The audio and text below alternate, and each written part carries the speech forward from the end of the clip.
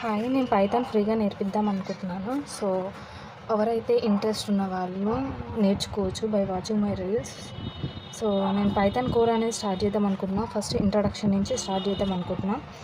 అసలు పైథాన్ అనేది ఎవరు ఇన్వైట్ చేశారంటే గిల్డో వాన్ రోజమన్ అతను పైథాన్ని ఇన్వైట్ చేశాడు. అది కూడా ఇన్ ద ఇయర్ ఆఫ్ 1989లో ఇన్వైట్ చేశారనమాట. ఇందులో కూడా వర్షన్స్ ఉంటాయి.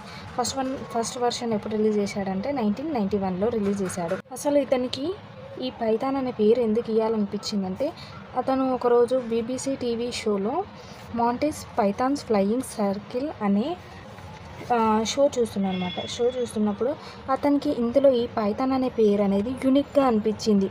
ఆయన ఇన్వైట్ చేసిన దానికి యూనిక్గా అండ్ షార్ట్ నేమ్ ఇద్దామని ఈ పైథాన్ అనే పేరుని తీసుకుండు. దాన్ని తీసుకొచ్చి ఈ పైథాన్ ప్రోగ్రామింగ్ ఆయన ఏదైతే ఇన్వైట్ చేసిండో దానికి పైథాన్ అనే పేరు ఇచ్చిందనమాట. పైథాన్లో కెరియర్స్ అనేవి ఎలా ఉంటాయో చూద్దాం. మనకు పైథాన్ బాగా వచ్చినట్టయితే మనం గేమ్ డెవలపర్స్ కావచ్చు, వెబ్ డిజైనర్ కావచ్చు, పైథాన్ డెవలపర్ కావచ్చు, ఫుల్ స్టాక్ డెవలపర్ కావచ్చు, మిషన్ లెర్నింగ్ ఇంజనీర్ కావచ్చు, డేటా అనలిస్ట్ కావచ్చు, డేటా సైంటిస్ట్ కావచ్చు, డేటా ఇంజనీరింగ్ కావచ్చు, డెవాప్స్ ఇంజనీరింగ్ కావచ్చు, సాఫ్ట్వేర్ ఇంజనీరింగ్ కావచ్చు, ఇంకా ఇలాంటివి చాలా ఎన్నో ఉంటాయి. సో మనం పైథాన్ నేర్చుకోవడం వల్ల ఇన్ని బెనిఫిట్స్ ఉంటాయి. అబౌట్ పైథాన్, ఇప్పుడు పైథాన్ గురించి తెలుసుకుందాం. పైథాన్ అనేది ఏంటిదంటే ఇది general purpose high level language which is used to develop application or software. చెప్పాను కదా ఇంతకుముందు. మనం ఒకవేళ మనకు పైథాన్ వచ్చినట్టయితే మనం ఇవి అన్నీ సాఫ్ట్వేర్, ఇవి కూడా సాఫ్ట్వేర్ అనొచ్చు. ఇవన్నీ మనకు ఒకవేళ పైథాన్ వచ్చినట్టయితే మనం ఏదైనా డెవలప్ చేయగలుగుతాం, ఎనీ సాఫ్ట్వేర్ అనేది డెవలప్ చేయగలుగుతాం. అసలు జనరల్ పర్పస్ అంటే ఏంటి? ముందు మనకు జనరల్ పర్పస్ తెలవాలంటే ముందు మనకి హై లెవెల్ లాంగ్వేజ్ అనేది తెలవాలి. అసలు హై లెవెల్ లాంగ్వేజ్ అంటే ఏంటిది?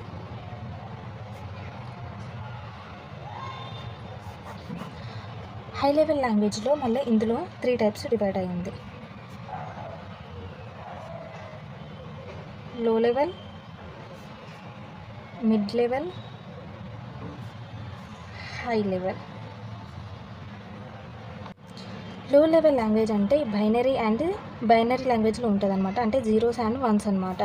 ఇప్పుడు కంప్యూటర్ ఉందా, ఈ కంప్యూటర్లో మనం ఏమన్నా టైప్ చేసినాం అనుకోండి, ఏ అన్న బి అన్న ఇట్లా టైప్ చేసినాం అనుకో, ఇంటర్నల్గా ఎలా తీసుకుంటుంది అంటే కంప్యూటర్ జీరోస్ అండ్ వన్స్లా బైనరీ బిట్ లాగా తీసుకుంటుంది. ఇది మనకి అర్థం కాదు కదా.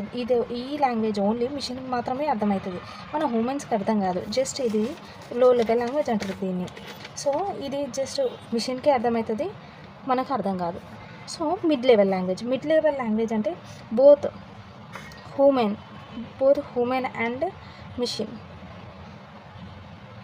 ఇది మనము అండ్ మిషన్స్కి అర్థమవుతుంది అనమాట. ఇందులో మనము సి లాంగ్వేజ్ కొట్టవచ్చు, C++ చేయొచ్చు. ఓకే, ఇందులో మనం ఈ లాంగ్వేజ్ ఉంటుంది అనమాట.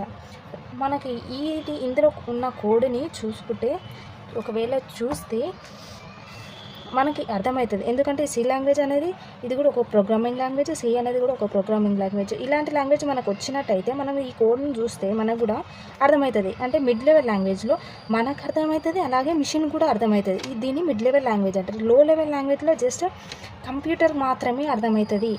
మనం చూసినాం అనుకో ఆ కోడ్ని, మనకు అర్థం కాదు, ఎందుకంటే అది జీరోస్ అండ్ వన్స్ అనే బైనరీ బిట్లో ఉంటుంది. మిడ్ లెవెల్ లాంగ్వేజ్లో అయితే C++ లాంగ్వేజ్, సి లాంగ్వేజ్ అనేవి మిడ్ లెవెల్ ప్రోగ్రామింగ్ లాంగ్వేజెస్ ఉంటాయి కదా, అవి ఈ మిడ్ లెవెల్లో ఉంటాయి. సో ఇది మనకు అర్థమవుతుంది అండ్ మిషన్స్ కూడా అర్థమవుతుంది.